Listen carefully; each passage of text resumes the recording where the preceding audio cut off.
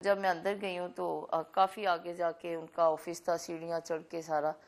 तो एक कमरे में ऑफिस था कोई, तो उसमें 7-8 चेयर्स लगी थी। तो सामने राना साहब बैठे हुए थे। मैंने उनसे पूछा, मैंने कहा आपको कुछ कहा तो नहीं, आपका बीपी ठीक है? इसलिए कि पिछले वीक कुछ ठीक नहीं थे। तो मैंने कहा आपका, तो उनके कहते नहीं मैं ठीक हूँ, मैं ठीक हूँ। तो मैंने उनको पूछा तो वो कहते नहीं बाजी आप अपने ना मुलाजमों को चेक करें जिन्होंने राना साहब के बैग रखा है गाड़ी में। मैंने कहा कौन सा बैग रखा है? कहता जिसमें 15 किलो हीरोइन निकली है। मैंने कहा रीमा निकली है कि मीरा निकली है? हीरोइन तो हमारे जेहन में तो हीरोइन वही है ना, वो वाली। राना साहब ने मेरा हाथ ऐसे कहा कि तू ना लूज टॉक कर इनके साथ। मुझे था गुस्सा। मैंने उनको, राना साहब का चेहरा देख के मैंने उनके साथ काफ़ी ऐसी बातें की। तो कहने लगे नहीं आप चेक करें। इसलिए मैंने कहा एक बंदे को पता है कि मुझे थ्रेट कर रहे हैं, मुझे सारा कुछ कर रहे हैं, तो हीरोइन उसने अपनी गाड़ी में रखनी थी। तो कहते नहीं हमने तो सिर्फ राना साहब को ऐसे ही पकड़ा, वहाँ से रोका गाड़ी, तो हम लोग बैठ गए साथ तो आ गए। राना साहब ने तब मुझे बताया कि नहीं ये झूठ है, इन्होंने गाड़ी के आगे गाड़ियाँ आके खड़ी की हैं, और गाड़ी खड़ी करने के बाद इन्होंने कहा कि ड्राइवर को बाहर निकाला है। बाहर निकाल के तो 3 आदमी अंदर बैठ गए हैं। तो उन्होंने कहा कि ऐसे ऐसे देखने लग गए पॉकेट वगैरह में कि राना साहब हम आपकी तलाशी ले रहे हैं, लेकिन कहते हैं कि नहीं पीछे से भी डिग्गी भी खोली इन लोगों ने। वो कहते नहीं हमने नहीं खोली। राना साहब ने कहा कि नहीं जब मेरी वो बुलेट प्रूफ गाड़ी है, जब वो दोनों डिग्गियाँ खुलती हैं तो वो पता चल जाता है। तो वो बैठा, वो कहता नहीं नहीं राना साहब आपको गलत फहमी हुई है। मैंने कहा जैसी आपको गलत फहमी हुई है ना, ऐसी फिर इनको गलत फहमी हुई होगी। तो नहीं बाजी आप तो एवं गुस्सा कर रही हैं हमारे साथ, कोई ऐसी बात नहीं है। राना साहब ने बता दिया कि किसने रखा है। राना साहब ने कहा मुझे पता है कि किसने रखा है, जिसने भी रखा है ना, अगर तो ये मेरी गाड़ी में से निकला था तो आप लोग वो मोटरवे पे मुझे दिखाते कि राना साहब ये बैग आपका है या आपकी गाड़ी में से निकला है। तो ये तो आपने मुझे यहाँ आके दिखाया, जब ऑफिस में लाके बिठाया ना, तो फिर उनके पास आके बैग रखा है कि राना साहब देखिए हमसे उठाया भी नहीं जा रहा, ये आपकी गाड़ी में से निकला है। तो फिर हम लोग कैसे मान ले? लेकिन मुझे ये लग रहा था कि वो मेंटली टॉर्चर कर रहे थे। जब मैंने फिर थोड़ा सा किया तो एक गंदा सा मैट्रेस रखा हुआ था। नहीं देखे बाजी हमने एसी भी चला दिया है, तो डॉक्टर भी आ जाएगा चेक कर लेगा। तो मैंने कहा इनको तो बैक प्रॉब्लम है, ये तो बैठ ही नहीं सकते, जब ये नीचे बैठेंगे तो इनसे तो उठा ही नहीं जाना। राना साहब को ना जैसे आंखों से इशारा करें कि इनको उठाएं। राना साहब मुझे कहते कि चलो अब ठीक है, अब तुम चली जाओ बाहर, कौन है तुम्हारे साथ? मैंने कहा मैंने तो नहीं जाना। कहता नहीं नहीं नहीं आप हमारी बहन है, हम ये हैं, लेकिन ये बात है कि आप जो मीडिया में बातें कर रही हैं ना वो गलत कर रही हैं।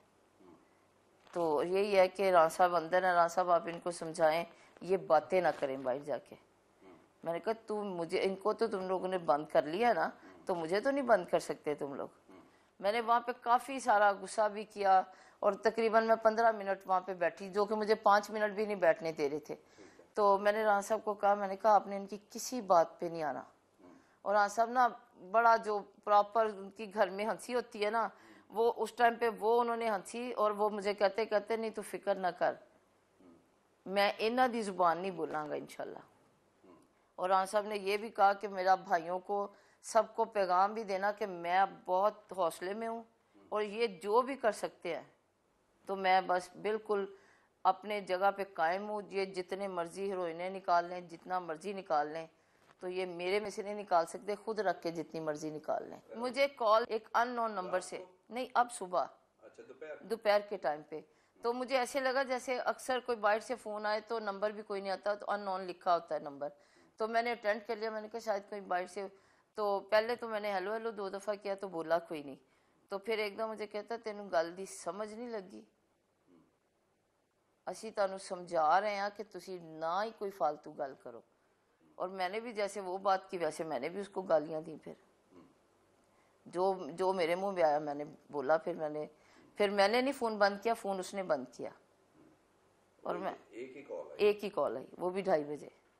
तो उससे पहले वो अक्सर हमें कहते तो थे कि मेरे लिए वो ढूंढ रहे हैं, इसलिए उसको आपसे कोई बात की हो खास, कोई ऐसी 1 दिन पहले 2 दिन पहले नहीं, एक तो चीज नोट की हो कोई? नहीं, मुझे उन्होंने 2-3 दिन से कहा था कि अब जब तुम जाती हो ना तो अपने साथ किसी को रखा करो, अकेली ने नहीं निकलना बाहर।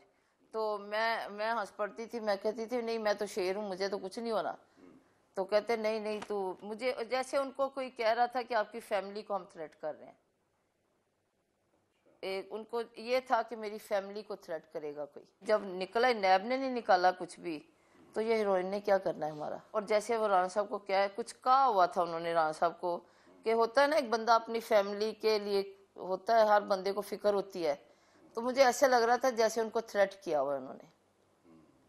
तो मुझे बस वो यही कहते थे नहीं इन्हों का की कसूर आ, जिन्हों का कसूर आ तेनों भी पता वा, मैनू भी पता।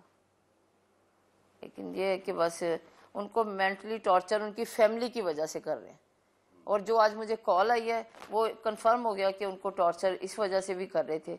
और जब मैंने उनकी मेडिसिन वगैरह, जब उनकी ऑक्सीजन, उनको मैंने कहा उनकी गाड़ी में ऑक्सीजन है, ये रात को ऑक्सीजन लगा के सोते हैं, तो फिर वो थोड़े से ना परेशान से हुए। तो फिर उन्होंने मुझे कल ही बता दिया था कि इनको हमने कैंप जेल में सुबह भेज देना है, आप वहाँ जाके मिल लेना। ये मुझे उन्होंने बताया कल। हाँ, ये बड़े समझ नहीं आई कि उन्होंने कोई जिस्मानी रिमांड नहीं किया। नहीं, उन्होंने मुझे इसलिए कि उन्होंने जब राणा साहब की मेडिसिन चेक की, उनकी ऑक्सीजन चेक की, जो सर की थेरेपी करते हैं मशीन चेक की, वो इसलिए कि मेडिसिन बॉक्स जो था ना गाड़ी में, उसमें मैंने सारी प्रॉपर चीज़ें रखी होती हैं। वो जो थेरेपी वाली है ना वो बड़ी सीरियस है। वो जब इधर इधर करके थेरेपी करते हैं ना, उनको मैंने कह दिया था, मैंने कहा इनको ये सुबह से 3 दफ़ा इनकी थेरेपी अभी तक होनी चाहिए थी, तो इन्होंने एक दफ़ा भी नहीं की। और मैंने राणा साहब से पूछा, मैंने उन्हें समझ आ गई हाँ थी जी, कि ये हम नहीं रख सकते, नहीं रख सकते।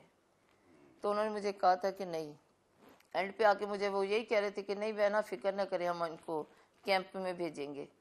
हाँ, और एक बात उन्होंने मुझे और बड़ी की, मुझे कहते नहीं आप फिक्र ना करें, ये हमें भी कोई 1:30 बजे कॉल आई है, हमें भी नहीं समझ लगी थी कि इस बंदे के साथ क्या करना है। हाँ, ये मुझे ये बात उन्होंने खुद बताई है। ये जो ASI था ना जिसके ऑफिस में मैं बैठी हुई थी, वो लंबा सा लड़का है, आप लोग वीडियो में, जिसने राणा साहब का हाथ भी पकड़ा हुआ था, उसने राणा साहब को ये मुझे बताई। राणा साहब ने कहा ना नहीं नहीं पता ही है ना कि तो ने कहा बस हमें भी तकरीबन ये 1:30 बजे कंफर्म हुआ था कि राणा साहब आपके साथ क्या करना है। अब हम लोग कोशिश कर रहे हैं कि मेडिसिन वगैरह भेज दें। उनके साथ राणा साहब तकरीबन 4, 2 ड्राइवर और 3 गनमैन, 5। हाँ जी, पांचों पकड़ ली, सारे 5। वो आप ये भी देखना, ये भी अल्लाह का बड़ा करम होगा कि कोई भी नहीं बिकेगा उनके हाथ में। इसलिए कि राणा साहब ने अपने जो स्टाफ है ना उनको ऐसे ही रखा हुआ है जैसे अपने बच्चे रखे हुए हैं। अल्लाह के हुक्म से कोई अपना स्टाफ उनके साथ धोखा नहीं करने लगा इंशाल्लाह।